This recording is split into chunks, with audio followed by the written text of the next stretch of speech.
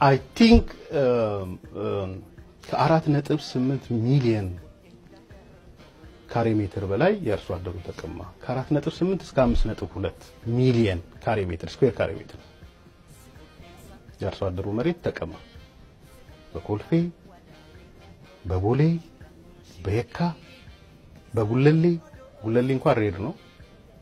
አሁን መታያቸው እነዚህ በሙሉ የአርሶ አደር በነገራችን ላይ በወቅቱ 29 የገጠር ቀበሌዎች ነው የነበሩት አዲስ አበባ 29 የገጠር ቀበሌ ነበራት እነዚህ የገጠር ቀበሌዎች ናቸው ይሄ ነገር የተፈጸመባቸው አርሶ አደሩ በቦታው በንብረቱ ላይ የመደራደር ወይ ደግሞ የመወሰን ስልጣን አልነበረው በአዋጁ መሰረት ወይ ማለት በአዋጁ መሰረት በእሱ በያዘው ንብረት ላይ አንድ የፈለገ አካል ባለሀብት ማንንም መጥቶ መሬቱን ከፈለገ በተተመነለት መሰረት ገንዘብ ይሰጠዋል መልቆ መሄድ ነው በቃ ገበሬው ካሬ ሜትሩ ይሰላለታል ለምሳሌ ሲያርስበት የነበረው መሬት 200,000 ካሬ ሜትር ቢሆን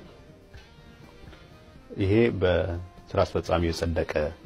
በካሬ ሜትር ስንት ብር ካሳ ይከፈላል የሚለው በካሬ ሜትር ጸድቋል 4 ብር እንዳልኩ 5 ብር 10 ብር ከቦታ ከዞን ይለያያል ስለዚህ 200,000 ካሬ ሜትር ካለው 200,000 በ4 ብር 800,000 ብር ወይ 600,000 ብር ያገኛል ማለት ነው ከዛ ውጪ ሌላ ጥያቄ የለውም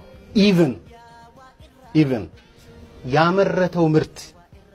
አንዳንዶቹ ጋር በጣም ምታዝነው ጤፍ እየተረገጠ ነው የተሰራው ጤፍ እየተረገጠ እነዚህ ትንንሽ ጎጆዎች የተሰሩት አያት የሰራቸው 4 በ4 ቆርቆሮች ጤፉ አልተሰበሰበም ሲንደው ማሳ እንኳን ቢሰበሰብ ምን አለበትና የተዘራ ማሳ ባለበት ነው